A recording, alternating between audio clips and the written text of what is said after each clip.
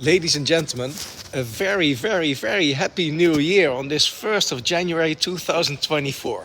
And let's aim and hope for it to be the year of the 4 P's, namely please, please, please, peace for all, because that's something we really, really need, of course.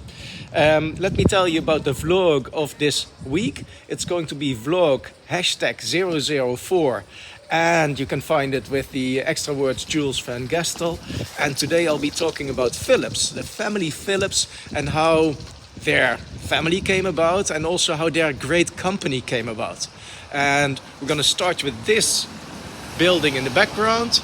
And in the YouTube version, we're going to continue with another building and an extra bit of information as well. Okay, LinkedIn, Instagram out.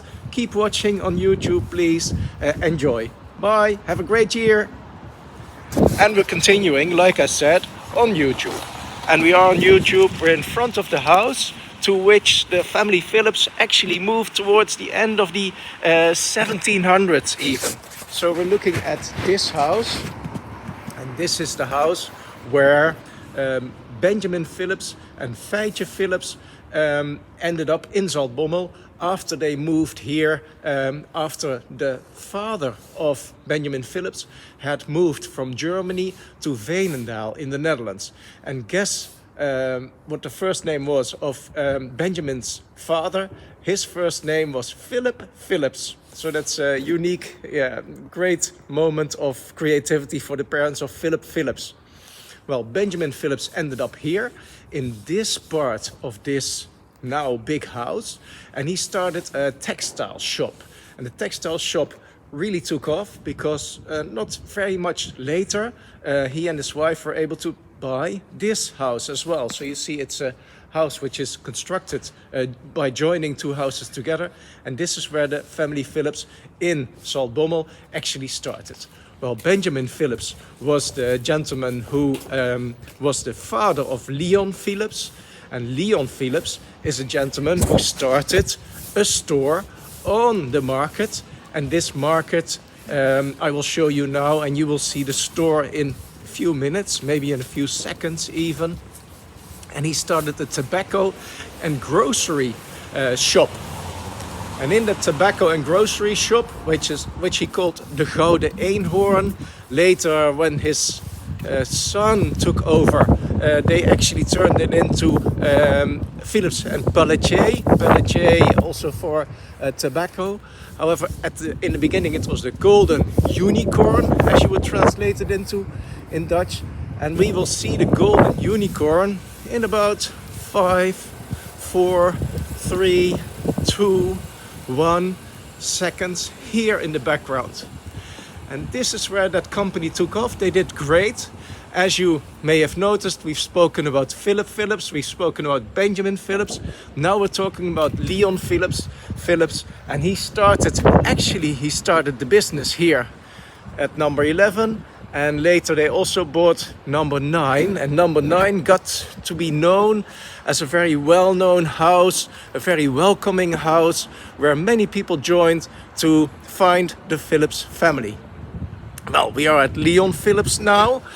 Leon was the dad of Fred Philips, and Fred Philips later took over this business, and he actually started the bank here. And Fred also had a whole bunch of children, and 2 of those children were Gerard and Anton. And Gerard and Anton are said to have been born here in this house. There's actually a plaque on this house which mentions that Gerard and Anton were born here. The reality is that they were born in a street over there, a little bit towards the back of that street. They were born in the Tolstraat. Well, Gerard and Anton. Gerard was born in 1858, and he later became the man who started Philips, the electronics company, together with his dad, so with Fred Philips.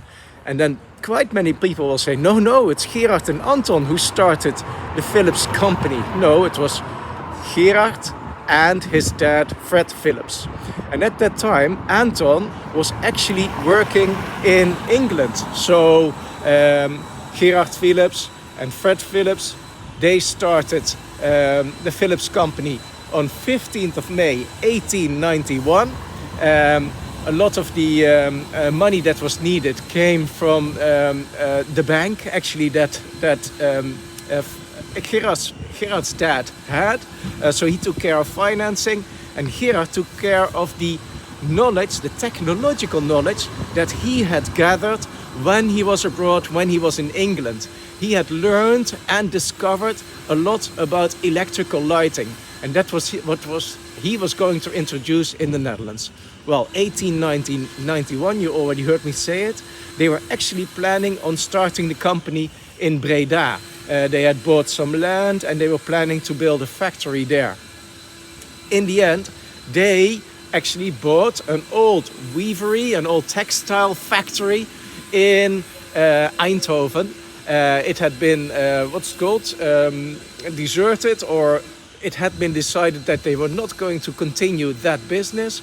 So they bought that old factory. There already was an infrastructure. There already was a population that wanted to work in a factory. And of course, it was great to have this factory, which was ready to go up and running. Yeah, there was a chimney already. They had power. And that's the reason they ended up in Eindhoven in 1891. So it would have been, a small difference, a small coincidence, and they would have ended up in Breda. So Breda would have become the light city of the world. 1891, company did great.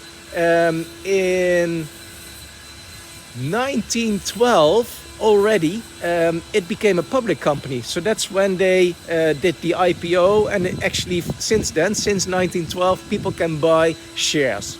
From 1922 onwards, Gerard went for his pension, and he actually in history didn't get recognized so much up until this year, because last year a 23,000 kilo, so 23 ton heavy statue was created for him, consisting of 502 layers of corten steel, and the corten steel statue is now on display in Eindhoven, and it will actually get its own park as well.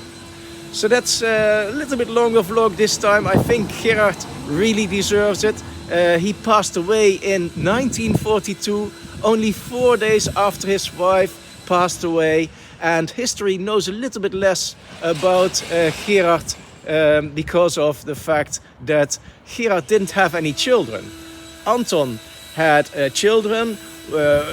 Anton had, for example, his son Fritz. Fritz even turned 100 in the year 2005, and in that year he even got the big trophy for the Dutch soccer championship handed to him by Mark van Bommel, who was the captain of the PSV team at that time.